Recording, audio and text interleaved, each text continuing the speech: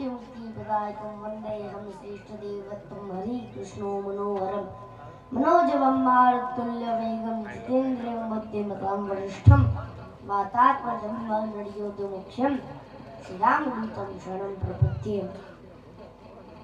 तो आज हूँ तमने कथा कहूँ कि भगवान कोनु भाग्य बदली नाखे।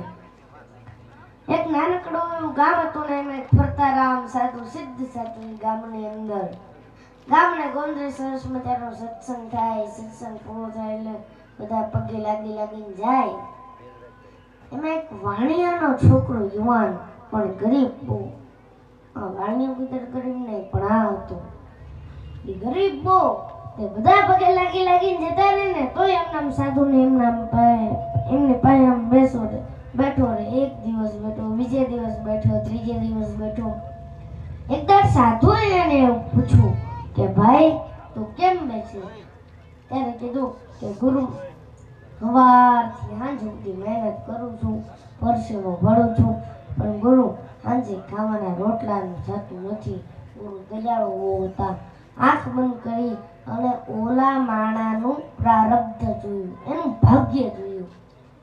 ભાગ્યની અંદર તો દેખાણું કે આની તો આખી જિંદગી દુઃખમય છે।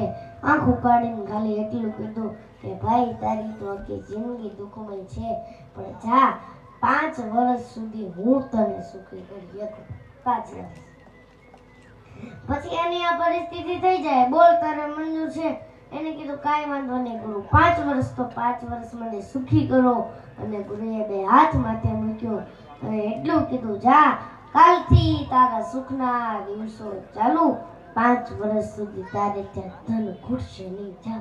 અને જેવો જ ઘરે ગયો બીજે જ દાડે એને વિચાર આવ્યો કે ઘરની અંદર વાસણો જરા કેવો વધારે છે, લાઈન વેચી દઉં, વેપાર કરું। કોઈ સાધુના આશીર્વાદ ફળી જાય ને ત્યારે કઈ પૈસાનો ઢગલો નથી કરી જતા, એ બુદ્ધિમાં ક્લિક થાય અને બુદ્ધિમાં જે ક્લિક થાય ને હાચી પડે।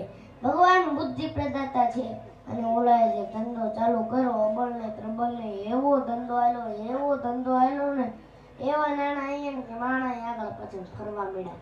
નાણાં આવે એટલે માણા આવે અને 6 મહિનાની અંદર તો આખા જિલ્લામાં એનું નામ થઈ ગયું કે આ ભાઈની ભેગા તો કોઈ ન આવે।